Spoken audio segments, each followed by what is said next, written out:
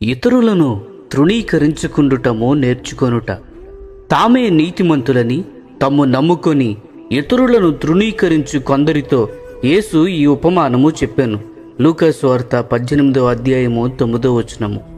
ప్రజలు ఇతరులను తృణీకరించుటకు చాలా కారణములు కలవు. చిన్నతనము నుండి తమ కంటే తక్కువ స్థాయి గలవారిని, తక్కువ ఆస్తి గలవారిని, తక్కువగా చదువుకున్న వారిని చిన్నచూపు చూడటము లాంటివి తల్లిదండ్రుల చేత బోధించబడి ఉండవచ్చును. లేదా నీవు చాలా తెలివి కలిగి మరియు తరగతిలో మొదటి వాడువుగా ఉన్న ఎడల ఇతరులను తృణీకరించడము మొదలుపెట్టి ఉండవచ్చును. దీనికి తోడుగా నీవు ఎక్కువగా ఊహించుకునేటట్లు చేసే తల్లిదండ్రులు ఉన్నట్లయితే అటువంటి పరిస్థితి చాలా దారుణముగా ఉంటుంది. తల్లిదండ్రులను నేను బ్రతిమాలుచున్నాను, మీ పిల్లలు తెలివిగలవారైన ఎడల వారి గురించి గొప్పగా చెప్పి వారిని పాడు చేయవద్దు. నేను మా ఇంటిలో ఒక నియమము పెట్టియున్నాను. మా కుమారులు వారి తరగతిలో శ్రేణి గురించి గాని లేదా వారు పొందుకున్న బహుమతుల గురించి గాని ఎవరికి మరియు ఎక్కడా చెప్పకూడదు. ఎందుకనగా వారు గర్వించినట్లయితే వెంటనే వారు దేవుని యొక్క కృపను కోల్పోవుదురని నేను ఎరుగుదును. అప్పుడు వారు పాపములో పడి సాధారణ సహోదరులతో సహవాసము చేయలేరు. నా భయం ఏమిటంటే చాలామంది తల్లిదండ్రులు వారి పిల్లలను పాడు చేయుచున్నారు.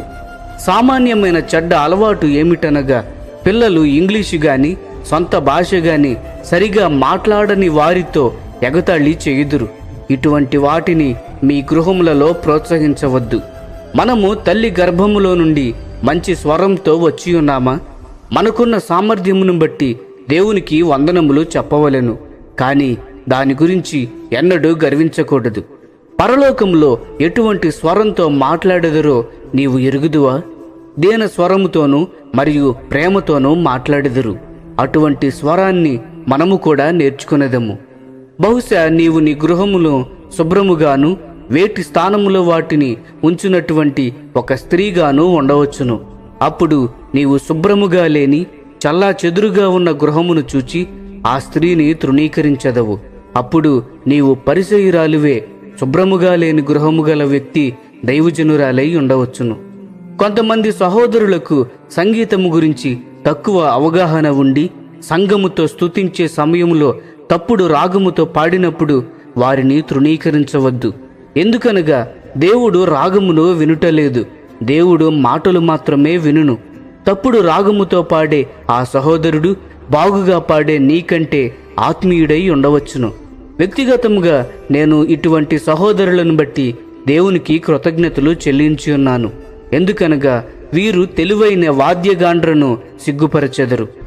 పరిసయతత్వము గల వాద్యగాండ్రులు సంఘమును పాడు చేయుదురు, కానీ రాగము తెలియని వారు కాదు. దేవుడు అందరినీ ప్రేమించినట్లే రాగము తెలియని వారిని కూడా ప్రేమించును, కానీ పరిసయులను తృణీకరించును. ప్రభువు మరలా వచ్చినప్పుడు అటువంటి పరిసయులు భంగపడెదరు.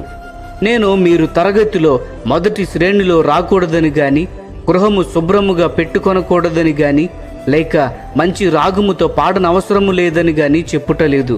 కానే కాదు, తప్పకుండా చేయుదము, కానీ దాని విషయంలో దీనులముగా ఉండి మనవలే చేయలేని వారిని తృణీకరించకుండా ఉండేదము. ఈ విధముగా ఇతరులను తృణీకరించే అనేక విషయములు ఉన్నాయి. యోబు గ్రంథము 36వ అధ్యాయము 5వ వచనంలో దేవుడు బలవంతుడు, కానీ ఆయన ఎవరిని తిరస్కారము చేయుడు. మనము దేవుని వలె ఎంత ఎక్కువగా మార్చబడదమో అంత ఎక్కువగా వేరే వారికి విలువనిచ్చి ఎవరిని ఏ విషయంలోనైనా తృణీకరించము. కనుక మనలను మనము శుద్ధి చేసుకొని దేవుడు ప్రజలను ఏ విధముగా చూచుచున్నాడో మనము కూడా ఆ విధముగానే చూచుటకు నేర్చుకునేదము. నీకు కలిగిన వాటిలో దేవుని వద్ద నుండి నీవు పొందినది ఏది? కావున దేని బట్టి అయినను ఏ విధముగా అతిశయించదవు లేదా ఇతరులను తృణీకరించదవు? 1 కొరింథీయులకు రాసిన పత్రిక 4వ అధ్యాయము 7వ వచనము గమనించండి. ప్రియ స్నేహితులారా, ఇతరులను తృణీకరించకుండా వారిని ప్రేమించడము నేర్చుకునేదము. ఈ సందేశములు మీకు ఆశీర్వాదకరముగా ఉన్నట్లయితే లైక్ చేయండి, సబ్స్క్రైబ్ చేయండి, అనేకులకు షేర్ చేయండి. మీ విలువైన అభిప్రాయములను కామెంట్ రూపంలో మాతో పంచుకొనండి.